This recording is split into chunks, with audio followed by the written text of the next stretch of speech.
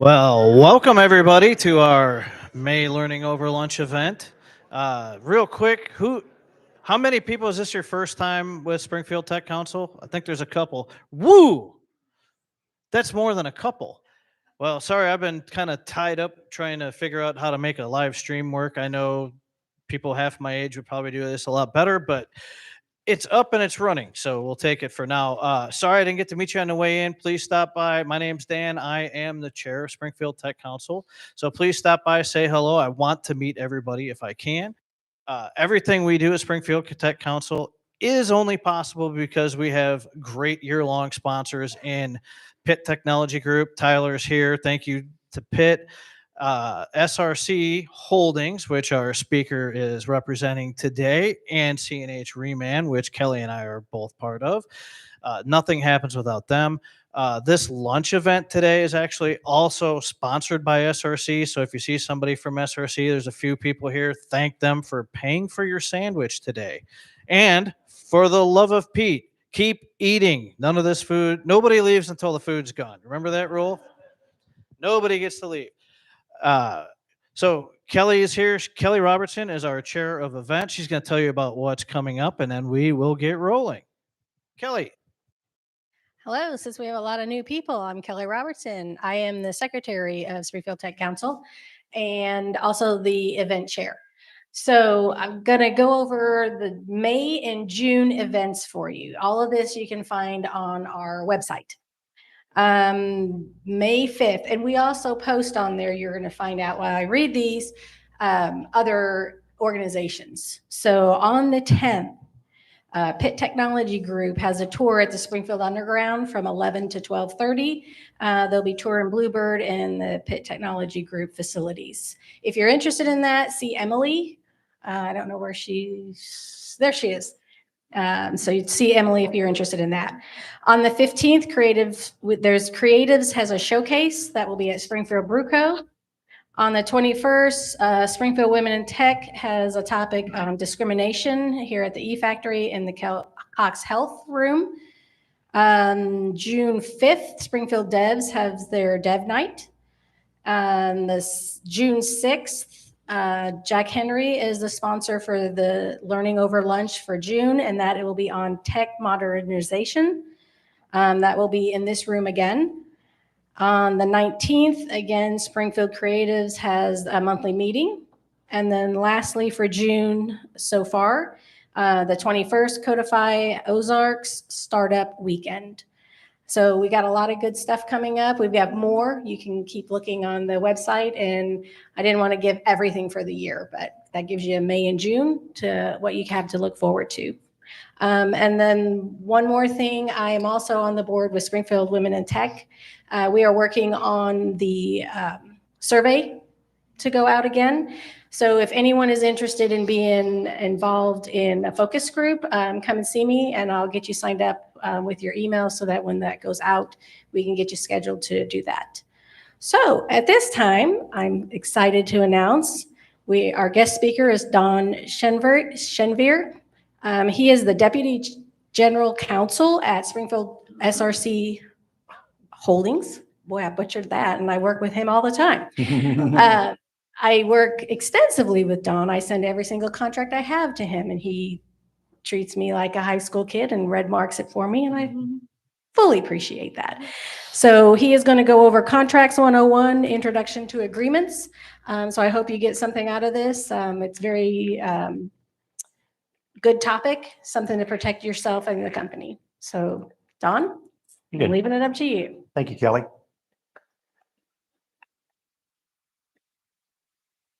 Thanks, everyone. Really delighted to be able to be here with you today. And we're going to be covering quite a lot of information, different parts of what I'll be talking about. You could spend, weeks or months learning about, kind of digging into, and obviously we don't have time for that today. But what I've tried to do in the talk today is really kind of give a high-level overview of what are the sorts of things, what are the sorts of issues you should be thinking about if your company's asked you to put together a contract, right? You're either trying to sell something to someone or you're trying to buy something from someone, goods or services.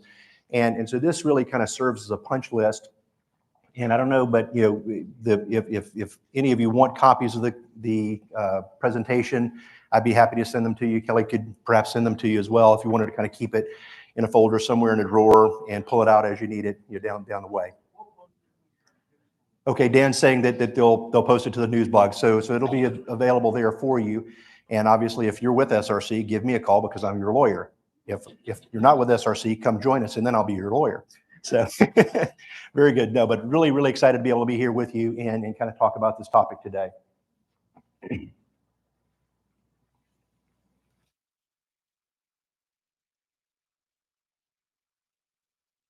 Earlier.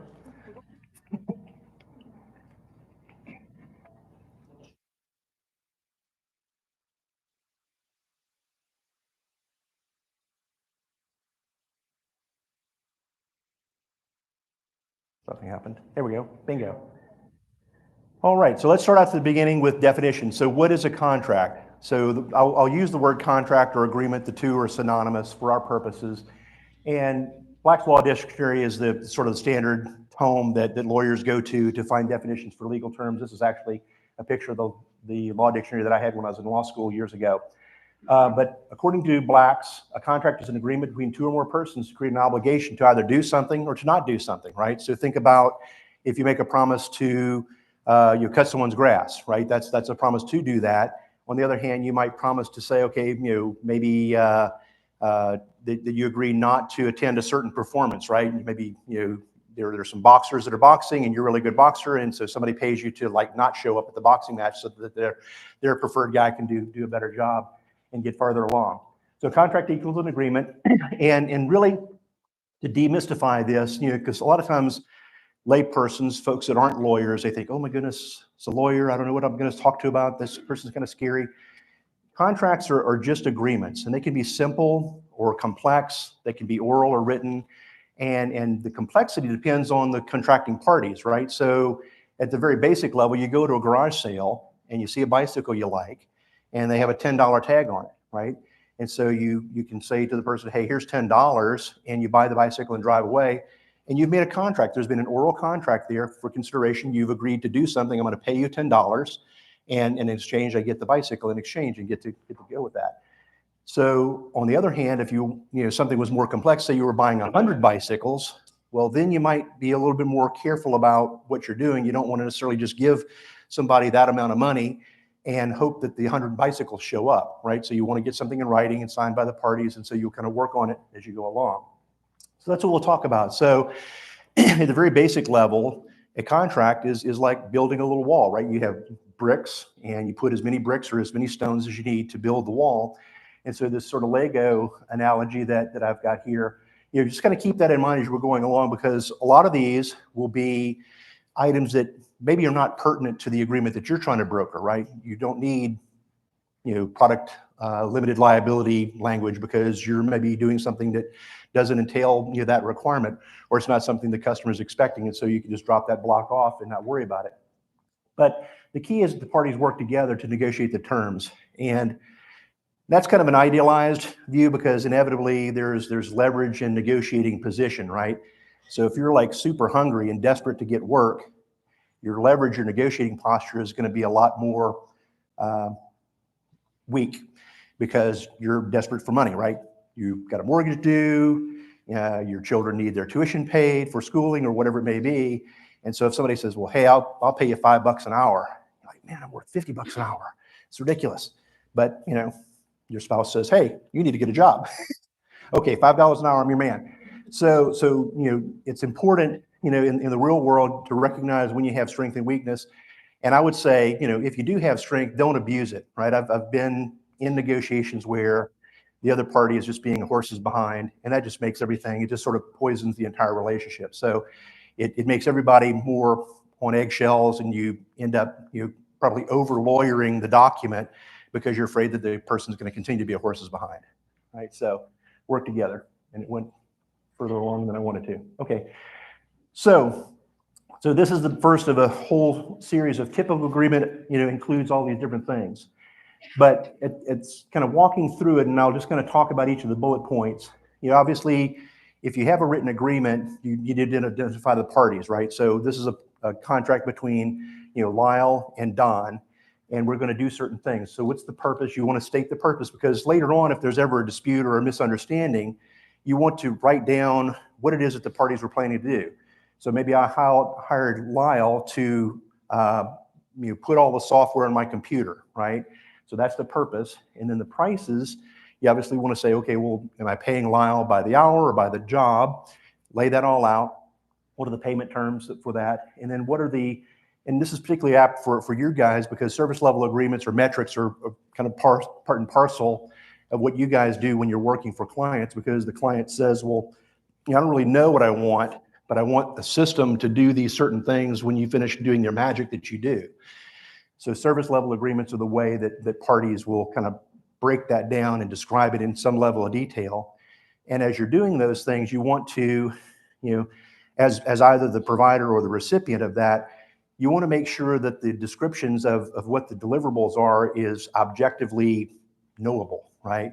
It can't just be, hey, I want my computer system to work well. What does that really mean?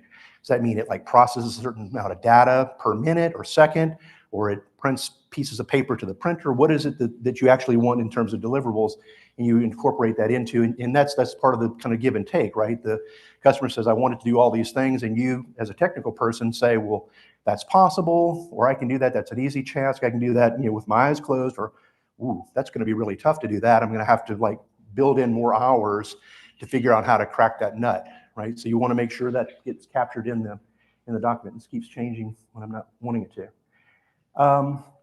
Next is the duration of the agreement. We call it the term, right? The duration. So is this a one and done, or is this an ongoing relationship? Are you going to be working with this person for a year, 3 years, 5 years? We'll talk about that more as we kind of go along. And it's really, again, up to the parties. So oftentimes with my company, when we're providing services or goods to a customer, we'd like to have a very long duration. However, as a customer, oftentimes you want the flexibility, saying, well, gosh, I like you today, but I may not like you tomorrow. I'd like to be able to just throw you overboard if I don't like you anymore, right? So you could have in the term, and this is one of the kind of maddening things for business people, is you could sort of have a broad statement saying, we have a 99-year term for our agreement. We're going to supply things to you for 99 years. Hooray, we've got a 99-year contract. Well, then the next clause is, a party can terminate for convenience on 30 days notice. Oh, wait a minute, you actually have a 30-day contract, not a 99-year one. So it's important to kind of think through, what are the gives and takes, right? And so again, as a supplier of, we produce engines and starters and alternators, all sorts of different things for different industries. For us, the longevity has value, right? Because we can then estimate what our anticipated production is going to be and how many people we need to be able to do those things and how big a space do we need in our buildings to accommodate all the people, to build all the engines, et cetera. Customer doesn't give a rip about all that stuff. It's like, hey, I just want to be able to place an order for you for 6 engines, and when I'm done, I'll come back when I want to talk to you again. So there's that balance, right? So again, if you're comfortable in your own skin and you know that you produce good products, you can be a little bit more forward. And the customer says, hey, look, I just want to buy 6 widgets from you and I'm done with you. Say, well, I'm sorry, we don't produce low volumes like that. You'll have to place an order for at least 100 widgets. And you'll have to give me forecasts of when you want your widgets so that I can make sure I deliver them on time, et cetera. So again, back to if you're too hungry, you'll maybe overpromise, and then it creates a whole lot of strain on you and your colleagues, right? Because you're having to produce 100 widgets, for someone, but you've got to do them all in 1 month. You can't spread it over multiple months and so on. So you want to kind of think about those metrics as you go along. Term and termination we talked about.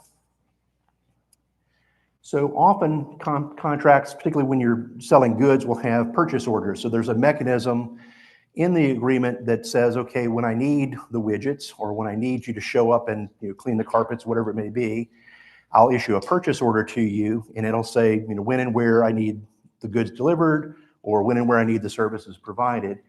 And so you want to kind of, as you go through that PO aspect of the contract, because this is again part of the contract, you want to make sure that you are comfortable with the process that's being proposed.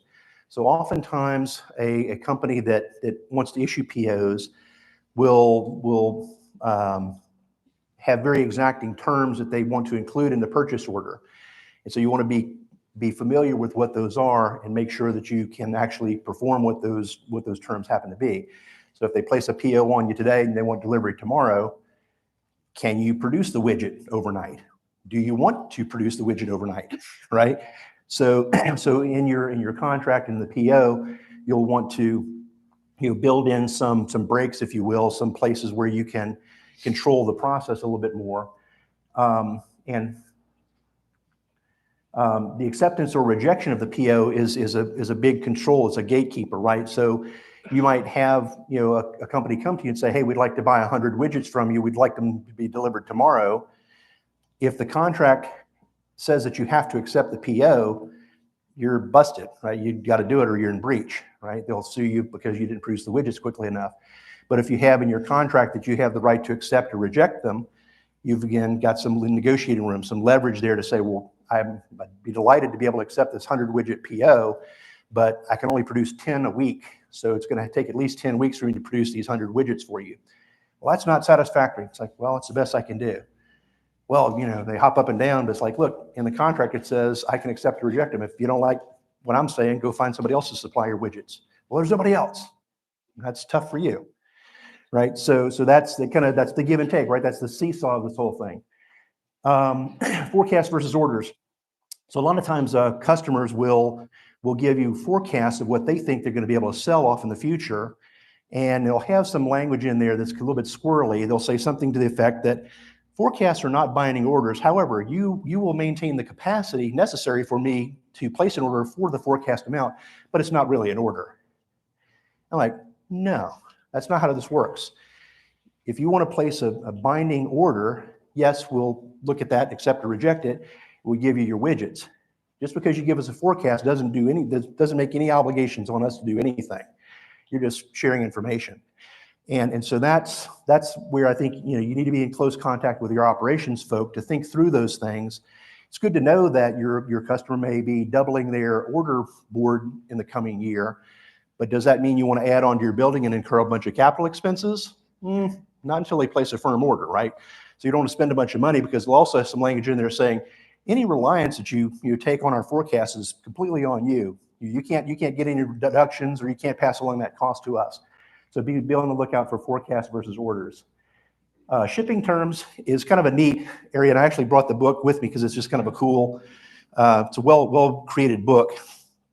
The International Chamber of Commerce puts this out every 10 years, and it's called Incoterms, International Chamber of Commerce. And there are various sections in the book, and I'll pass this around so you guys can look at it, but it's kindergarten-like in the sense that it has photos, little illustrations of if you're shipping it, how are you shipping it, where is it going from, where is it going to, when does title change and exchange and so forth. And so it's really a very useful book, because for me as a lawyer, I can then share sections of this with my people who say, okay, well, we're producing widgets, we want to ship them, or a customer wants us to ship it to them in XYZ. And I'll say, okay, well, do you want to do that? Well, yeah, we'd like to do that. Okay, great. Well, here's what the term would be if we want to ship it to them, to their dock. Here's what we would use if we just want to ship it to our dock, right? And who's responsible for putting it on the truck and this, that, and the other. So anyway, I'll just kind of pass this around. You guys can be looking at it. But it's a great tool because it's a universally recognized standard for shipping. And so by simply incorporating the Incoterm, you can give a very comprehensive definition of what the shipper and the buyer's obligations are. So that's something to definitely keep in mind. Inspection of goods is an area where you want to, again, kind of have your antenna up. Oftentimes, a customer purchaser will want to have the ability to inspect goods if it wants to, when it wants to, and then let you know if there's a problem.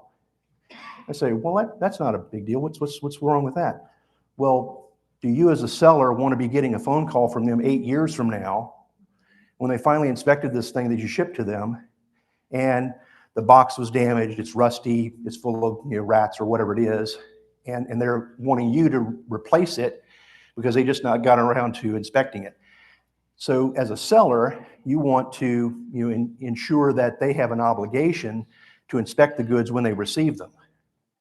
or there's some deadline, you have to do it within 10 days or 30 days. And anything after that, it's like, hey, not my problem anymore, right? And the reason why you'd want that to happen is if in fact there was some damage while it was in transit, everything's still fresh in everybody's mind, right? Hey, we boxed that up last week. We put it on the truck. It was still in good shape then. I don't know what happened between here and San Francisco, but obviously something went awry because it showed up wet and rusty, right? So while it's all fresh and you've got the insurance policy handy and the phone calls can be made, 8 years from now, Lord only knows, right? It's like you got to go back into a warehouse if you even have the PO anymore, et cetera. So do kind of give some thought to the inspecting of the goods so that while things are fresh in people's minds, you can get things sorted out and be on good footing with them as you go forward. Invoice process. It's important to get paid. Whatever you're doing, whether it's a good or service, right? You want to be compensated appropriately for your services. And so in your contract, you want to have, what is the amount of payment? How often are invoices issued? You want to pinpoint when the invoice is due. Is it due the date, that you hand them the invoice? Is it 30 days from the date you hand them the invoice? Is it the date when they receive the invoice? What happens if there's a dispute? Hey, you charged me $100, you're only supposed to charge me $75. How do you sort through that? And I'll suggest that the way I typically do it in our contracts is if there's a dispute over the amount, they pay the undisputed portion, right? So if you acknowledge it, Joe, 75, send me the check for 75, we'll bicker over the 25 later. And then have a mechanism to how that gets sorted out, right? Do you have executives get together? Do you have sort of work a day, the liaisons, commercial liaisons for the relationship get together and try to work it out? Do you see each other? How do you work through those things together? Currency, typically US for us, and I expect for most of you. Taxes are an issue that needs to be thought about. Do your prices include all the applicable taxes, or are you separately charging the taxes to the customer? Or is the customer paying them separately, completely apart from the transaction? So this thing has a mind of its own. And then what do you do if there's a late payment, right? So particularly if you're a service provider, you want to have some leverage if folks aren't paying your bills. And this is kind of one of those places where you got to be, kind of put on your big boy pants or big girl pants and say, look, I'm providing IT services to you. I'm going to bill you on a weekly, monthly basis. If you don't pay my bills, I reserve the right to discontinue my services, right? You don't want to be in a position where you've got to continue to provide services and deliverables, and this horses behind isn't paying your bills, right? You got to make payroll. So you want to have, some leverage there. And so oftentimes what we'll do is we'll have, if it's not paid on time, the undisputed amounts are not paid on time, then interest begins to run on whatever that is until it is paid. We reserve the right to discontinue services, stop deliveries of goods, et cetera, so that it sort of begins to kind of work its way up through the ranks of whoever the customer is to say, hey, where the hell are my engines? Say, well, the SRC hasn't delivered them. Well, what do you mean they haven't delivered them? Why not? Well, we didn't pay the last 6 months' bills. What? Get my CFO on the phone. I want to get a check to these people. And so you want to have that leverage to ensure that everybody plays by the rules like they're supposed to. Agreements will often have insurance requirements. So think about if you're, let's see, if you're doing delivery services for someone, your customer would probably want you to have insurance for your automobiles, right? In case somebody gets hurt while they're running deliveries and kind of moving things back and forth. If you're producing goods, they'll want insurance that ensures that if there's some flaw in the goods that you provided for them, that there's a pot of money that they can go after to try to get compensation for damages. And so you want to give some thought to that. And most businesses have comprehensive general liability, which is sort of your catch-all kind of standard insurance. But then depending on the industries you're in, you might have errors and omissions, professional liability, employer's liability, other things like that are kind of niche insurances that somebody in your accounting and or insurance risk management group in your company can kind of help you understand some of those things. The representations and warranties, again, depending on kind of the level of complexity, you may have these or may not have them in sort of the building blocks as we were talking about earlier. Oftentimes you'll want if you're getting services from a professional group, you want representations and warranties that their staff that are going to be handling your accounts are CPAs, or they're professional engineers, or they have certain certifications, because you want to ensure that the service providers are going to be, sort of from a third party's perspective, have been validated and are competent to do the work. You'll probably have reps and warranties that any of the work performed will be done in a workmanlike manner and to some industry standard, if you can cite one, so that it allows you to sort of hold their feet to the fire if things come in a substandard sort of way. You can say, hey, what's going on here? I thought you guys had professional engineers who were working on this, construction project, and none of these things are square or plumb. I'm a lawyer. I know square and plumb. You're an engineer. You ought to know it even better than me. So you want to, kind of give some thought to that. Again, service level agreements are metrics. You want to try to make them as objective as possible. Agree on the standards up front, and have some high level of confidence that you can meet them, right? So like with our logistics business, I when I was first with the company years ago, they talk about like 98% inventory count accuracy. I'm like, wow, that's really high. Are you sure you guys could do that? Yeah, we do it all the time. I'm like, are you sure? Really? Because like it's a breach if you don't. No, we're at 99.8%. Like, okay, good. So we'll go with that. So again, be careful. If you're guaranteeing that, hey, we're going to be able to get this project done in 80 hours, look around the room and say, okay, can we really get this done in 80 hours, guys? Or, if you have somebody that says, no, it takes 300 hours to do that, you got to sort of rejigger it to make sure that you're going to be able to get it all done. Otherwise, you're going to eat the difference. And then compliance with applicable laws. One of the things here that is kind of maybe a little bit of a pet peeve for me is that you'll often have in a contract that you promise to comply with all applicable laws, which I don't know about you, but I don't know anything about Zaire law. I don't know anything about Australian law. Don't know anything about Singaporean law, Philippine law. All laws, that's very, very broad. So what we'll typically do is we'll say we'll comply with all applicable United States laws, right? So at least we got a fighting chance at that point. So we can kind of talk through some of those things. And then sometimes in this, you'll have particular citations. Oftentimes customers will want you to verify or warrant that your business is an affirmative action employer. And that's different from giving everybody an equal chance. Affirmative action, as the name suggests, says that you are affirmatively working to create a more diverse workforce. There's a whole bunch of legal, regulatory things around that. So anytime you see that kind of language saying, I'm going to comply with this law or that law or the other law, you want to dig down in your organization and talk to the people who are actually handling that aspect to get a thumbs up from them and say, yeah, we know how to do that, because the guy that's helping to negotiate the contract may or may not be the person that can say yay or nay on some of those things. So kind of keep those things in mind as you go along. I'm talking too fast and not breathing enough. So reps and warranties we talked a little bit about already. Warranties are important, particularly if you're producing goods, because oftentimes a customer will want a warranty that's way more than you could ever possibly satisfy. And we see it a lot in the remanufacturing industry, especially. So what we do as a business, we're in an industry called remanufacturing, where we take end-of-life engines, transmissions, components, and we completely disassemble them, clean them, inspect them, make sure things are to spec. If they're not, we recycle that part, and we replace it with a new piece, put it all back together, and it's as good as when new, or even better sometimes. So we'll often get requests from customers saying that we warrant the materials, got that. You warrant the workmanship, yep, got that. Warrant the design. Whoa, stop. We didn't design this engine. Not going to give you a warranty about the design. It could be a complete piece of, what. We bring it back to what it was originally, and that's where we stop. Well, I want you to warrant also that it's fit for the purposes for which I'm going to use the engine. Nope, not going to do that either. We have no idea what you can do with this engine. You might use it as a paperweight, great for that. You might put it in a truck, great for that. You might, use it as ballast for a ship. Have no idea.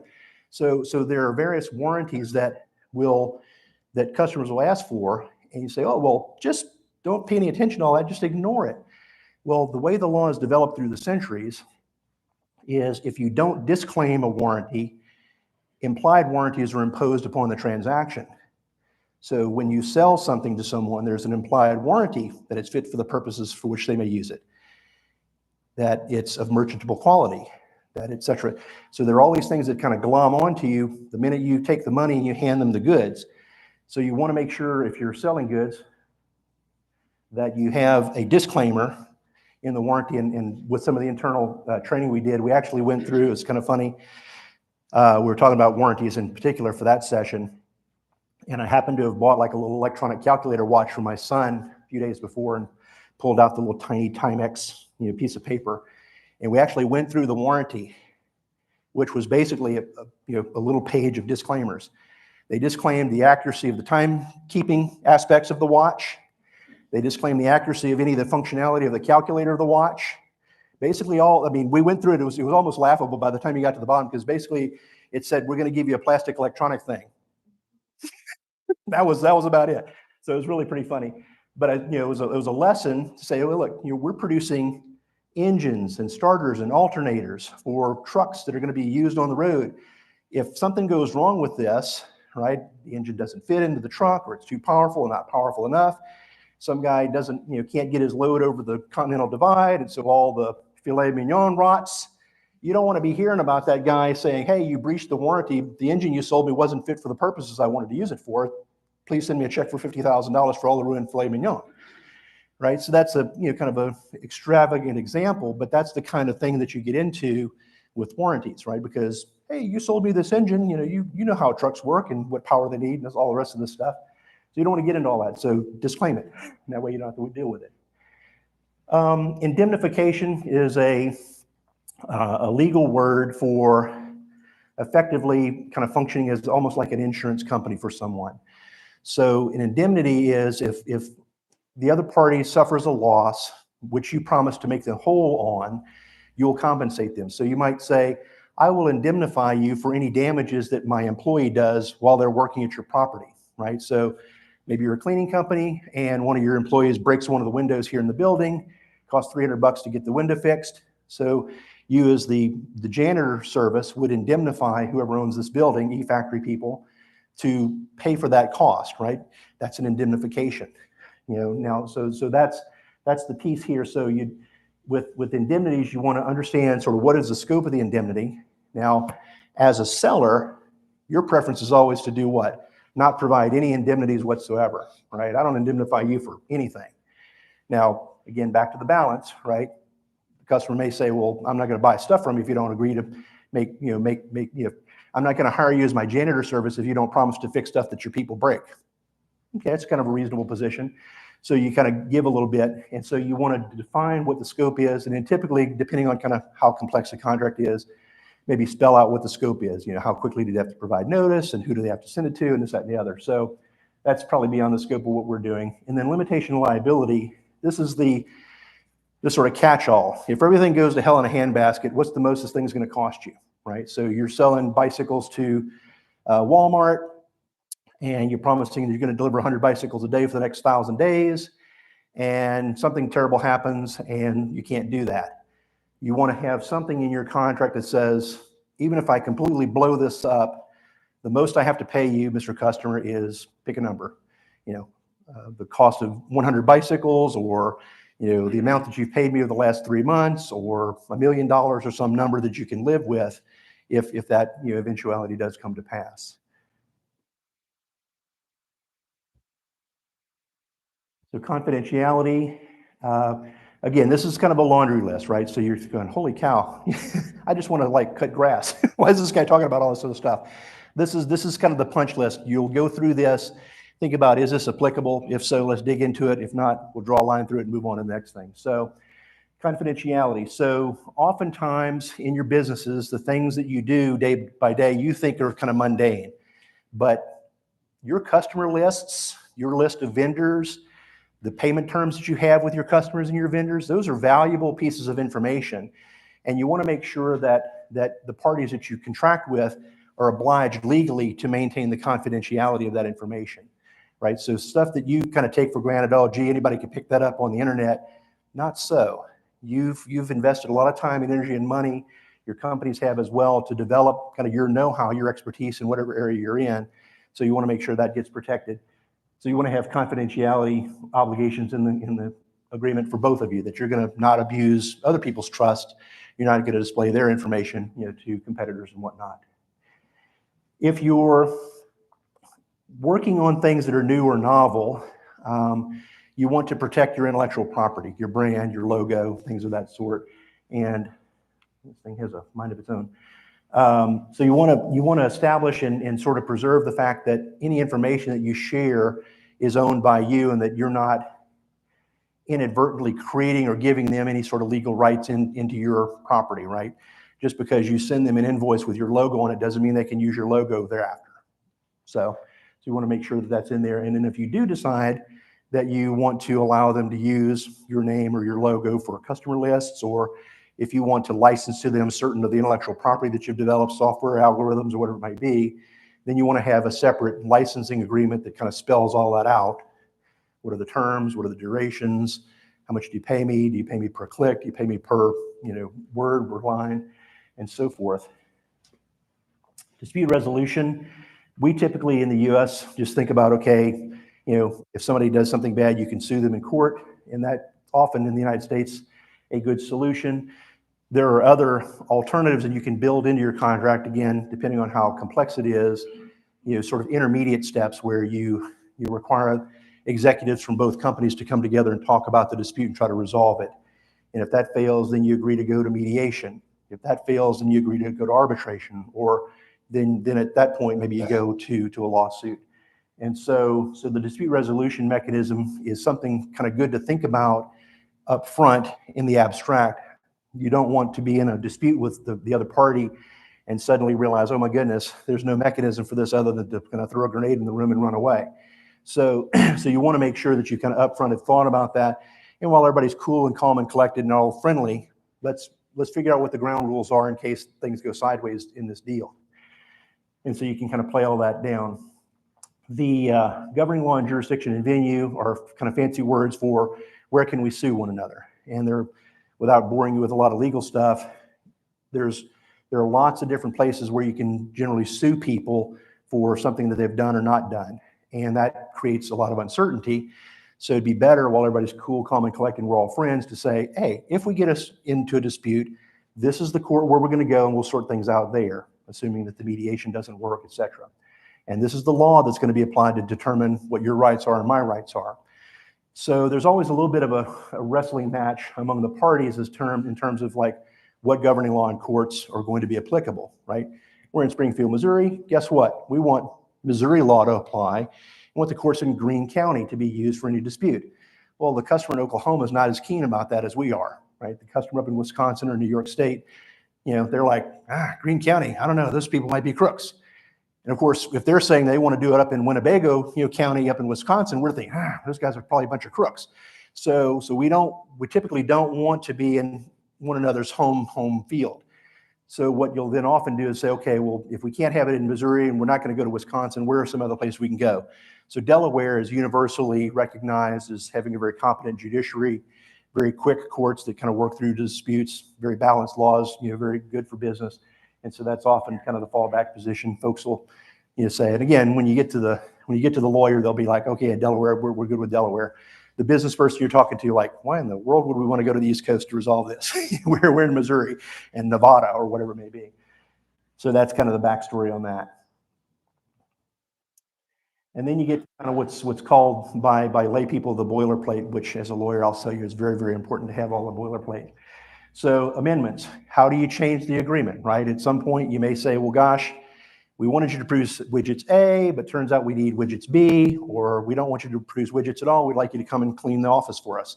So there's a process, then you can kind of go back in and tweak things that over time, during this 99-year term that you have in your contract, things change. People, move on and needs changing. So you can kind of go back in and refresh the agreement to make sure it tracks with what's actually going on.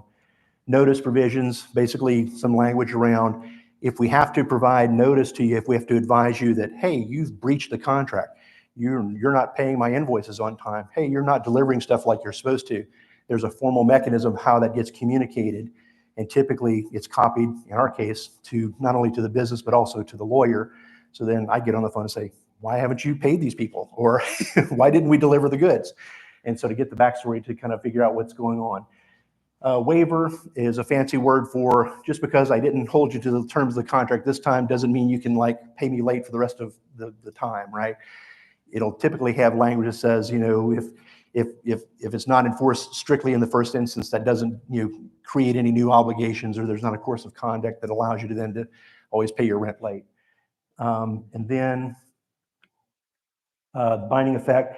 This is oftentimes, you know, basically an acknowledgement. Particularly, I use it with like smaller businesses where maybe they don't understand that a contract is binding. So you'd be like, hey, here it is in black and white. You promised to do these things and not do these other things.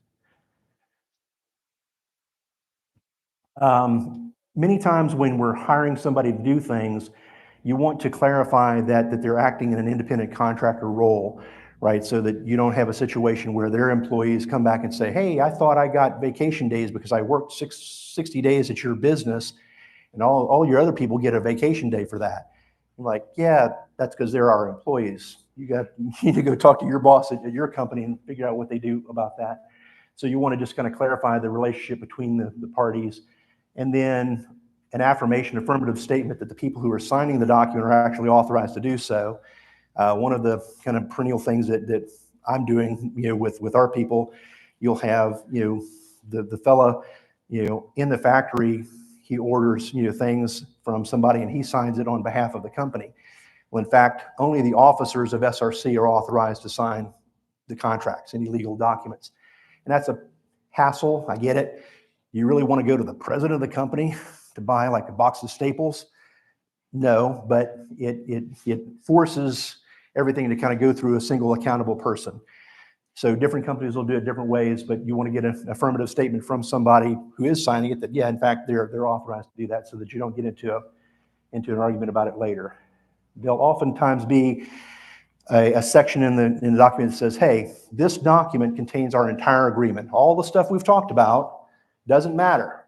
Only the stuff that's in the document matters. This is the entire agreement.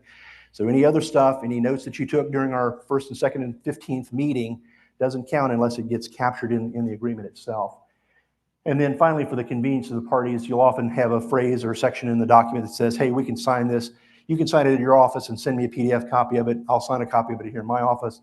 And that qualifies as you are signing it. Back in the old days, you had to, you know, physically be in the room and both sides were there and you had notaries and all that other kind of stuff. So this makes life a lot simpler. And then signatures. You'd be amazed at how often people think we didn't have to sign the document. You go, send me a signed copy of the document. I don't have one of those. Well, guess what? You just made my life a whole lot more complicated. Because now I've got to go through course of conduct and dependence and reliance and all these other kind of crazy things instead of just saying, by golly, here's the contract and they didn't do what they were supposed to do. So that's kind of gets you to the end of my formal part of my presentation. And just to summarize, again, the building blocks idea, you wouldn't necessarily need all of these blocks in your agreement. You don't necessarily need all these different colors in your agreement, but you want to, as you're working through an agreement with your counterpart at the other company, right? You're either buying or selling goods from them. They're doing the same with you. That you've covered all the different things that might come up in your relationship regarding, depending on how long the relationship you have with them on the term, so that again, while everybody's sort of on friendly terms, you're able to kind of think through these things clearly and not in a sort of selfish bias kind of way, and go ahead and agree up front. Here are the prices we're going to pay for your services. Here's when we expect you to be here. Here's what we expect you to do when you are on site. If you tear something up, you're going to pay for it, whatever it may be. So that kind of hopefully demystifies the contracting process and sort of different things, the building blocks you might have in a contract that you have with your customers or vendors. Any questions? Yes. Okay. So I'm curious, what considerations would you add for nonprofits and independent contractors versus like a for-profit business? There really surprisingly aren't a whole lot of differences. You want your agreements to reflect the reality of the behavior between the parties. One of the things that kind of drives me crazy is people will say, well, I want to put this in a drawer and never look at it again. I'm like, no, this is the map. Use this every day. So nonprofits and independent contractors, they need the same sort of protections and clarity around what it is that they're being expected to do, right? So if I just out of the blue, so Goodwill, right? So if Goodwill's hiring somebody to restripe their parking lot, they need the guy to know what they're doing, right? They're going to come in and use the right materials, and they're going to put the right paint on, and then they're going to warrant it for a certain number of years so it won't wear out and have to do it again 2 days from now. So same kind of considerations. Independent contractor, the intellectual property piece of it might require a closer look. And as a creative, you're gonna have a balance between continuing to own the copyrights and the intellectual property of what you've created versus selling it to whoever your customer is. And without getting into too much detail, you can describe those rights in ways that allow you as a creative to continue using kind of the concepts of, how do you make a website, or how do you what kind of software do you create that creates these kinds of functionalities? You can protect that, and you can license to your customer the ability to use it, but you still have ownership of it. And most importantly, you can then use sort of the generic version of that with your next customer, have the same arrangement with them, and the third customer, same arrangement with them, so that after you've been designing websites for 30 years, you're a pro at it, but none of your customers have shackled you because you've not given any of your customers the right to prevent you from just designing, I'm way out of my league here, splash pages or different buttons and functionality within the website, right? So you'll promise to not use their intellectual property. I won't recreate your logo, but website address and the functionality within the system belongs to me as the creator. You get to use it. I give you permission in exchange for you paying me money. Thank you. And then just kind of a follow-up on the nonprofit one. I'm curious, how would you approach a situation where you have volunteers helping? And there's a smiling. There are some Written certain agreements. challenges. Yeah. So that's and this is where a lot of nonprofits do get tripped up, right? Because they'll have a graphic design person come and create a logo for them and design their web page and do all this other stuff. And the way the law works is whoever the creator is, the minute they put it into a tangible form, they own the copyright, right? So if you're ABC Charity and Don designs all your stuff for you, I own it. And so 6 months from now, we get into a tiff. Well, I just bring an injunction against you to prevent you from using the website that I own, and I just let you use for a couple of months, right? So up front, what you want to do is with volunteers and employees, you want to have them agree that anything that they give to you is a work made for hire, technical legal term, and that you own it lock, stock, and barrel, and you've given them some consideration for it. Pay them $1 or buy them lunch or whatever it may be, so that there's value exchange for the promise. But good question. Yeah. Other questions? Yes, sir. So if you have a standard contract that you have customers sign, that maybe a lawyer drafted or reviewed to begin with, how often should you have a lawyer review that contract? Well, assuming it was a competent lawyer to begin with, it's probably well drafted. I'd say probably the more important thing would be for your business people to look at it and see whether they recognize their processes in the document, right? So, have your accounting department look at it and say, what? We could collect in 15-day terms? I didn't know that. I've been billing them on 60-day terms. So you want to make sure that the language that you have in the document actually matches how the parties are behaving. And if it's not, amend the contract. I mean, sometimes that can be awkward because, maybe the people have been paying you on 60-day terms and now all of a sudden you wanted to, enforce the contract. And that's when you say, just because I let you pay 60 days for the last 6 years doesn't mean that, that I have to do it anymore. You owe me the money in 15 days because that's what the contract says. But yeah, so you want to make sure that it matches the reality of the behavior. I don't know that I've ever really thought about it in terms of kind of being on a schedule, but maybe every 3 or 4 years just to make sure that there hasn't been some oddball development in the law that says, hey, wait, you can't do that anymore. Yeah, that was kind of my question. There's something that comes up that's like, oh, we've got to add this paragraph now because there was this one case that this thing happened. Yeah, so employment law is very dynamic, and so it's sort of constantly changing. And so that's an area where Sort of sometimes customers will impose a duty on you to do or not do certain things, various protected classes. They want specific categories to be called out, et cetera. So that'd be an area where a lawyer would look to see, okay, do you have sort of up-to-date language in that area, compliance with anti-corruption statutes and things of that sort. But the most of the contract terms are going to stay fairly steady over the decades. Good question. In the back. Can you wait a second? Yeah. What is the difference between mediation and arbitration? Yes, so there's sort of a spectrum of different ways that disputes can be resolved. Mediation is typically a voluntary activity that the parties agree to undertake, and both sides come together and try to work it out, but there's no guarantee they're going to be successful, and one side could get angry and stomp out, and there's no consequence for that. Arbitration, however, is binding, and effectively what the parties are doing is they're saying, for a variety of different reasons, if we have a dispute, we want a designated individual or set of individuals to resolve our dispute, but we don't want to go to the courts where it might be public. Maybe we want to maintain the privacy of that. Effectively, the parties are like creating and paying for their own little private judiciary. So you don't want to have an arbitration provision for your lawn boy, right? Just way too expensive to sort things out. But yeah, so the arbitration would be binding. The arbitrator would gather statements or input from both parties, make a decision, and then whoever wins, wins, and whoever loses, loses, and there's no appeal from that.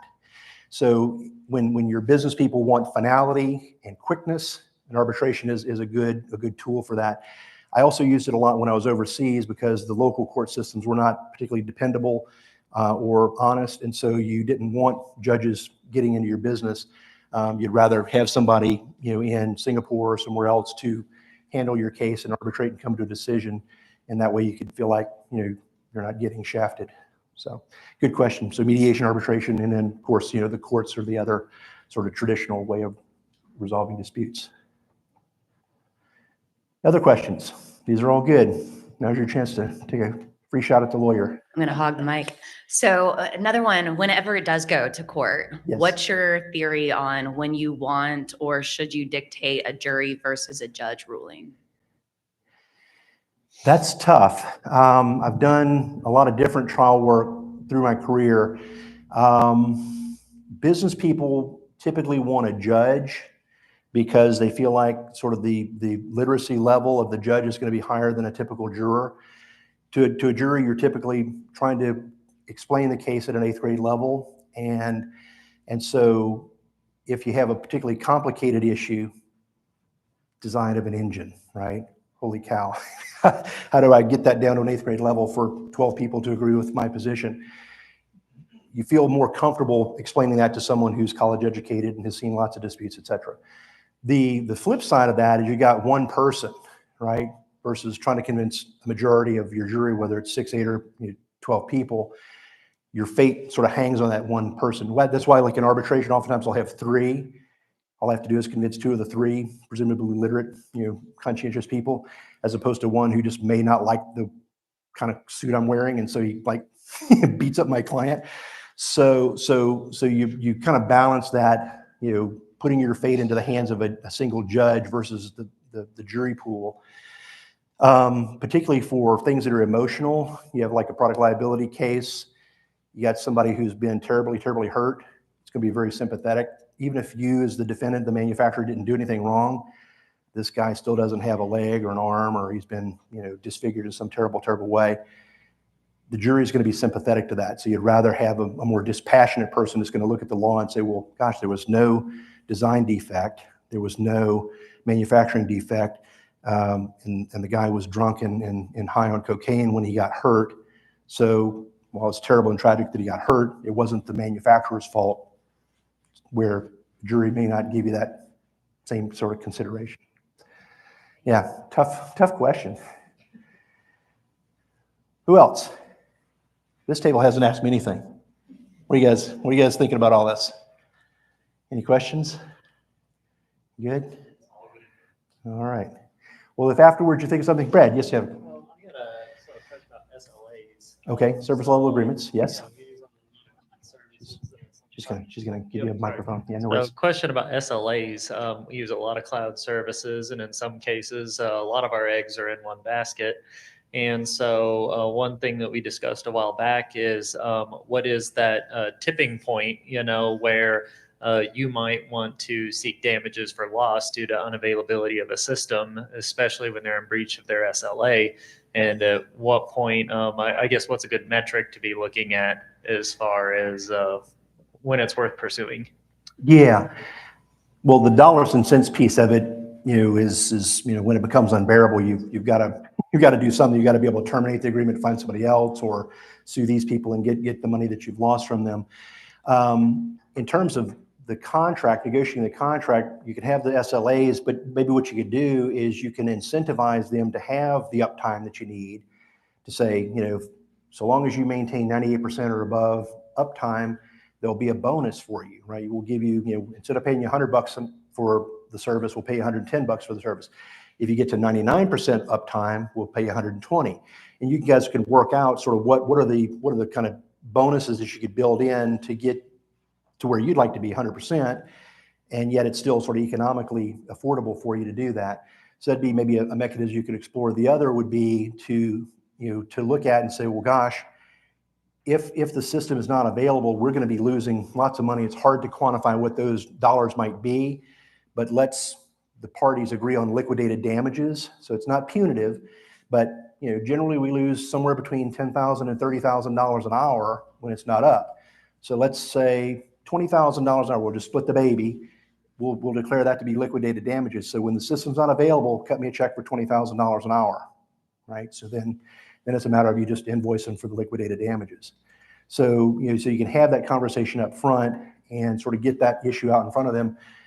And you may sort of smoke out the fact that they just don't have the horsepower to help you, right? If they've got two kids working in a garage, they're not going to be able to give you the 99% uptime. Maybe you need to go find a different vendor that's a bit more robust. But if they're not willing to sort of put their money where their mouth is, that should be a little bit of a red flag to say, I'm going to need to dual source this because I've got to have a backup. I've got to have some redundancy in my systems or whatever it may be. So, good question. Nathan. Good memory. You mentioned having boilerplate contracts. Does that responsibility generally lay on the selling party or the buying party? And if two parties wanted to use their own boilerplates, how do you navigate that? It ends up being, Kelly and I were talking about that earlier today. A lot of it turns on the negotiating power, right? So if you're, I'll pick on Walmart or Microsoft or whoever, right? So Microsoft's not going to negotiate their license with you. You either want Microsoft suite or you don't. If you don't, good luck doing word processing. So they're not going to bother to talk to you, even if you're like a gargantuan business.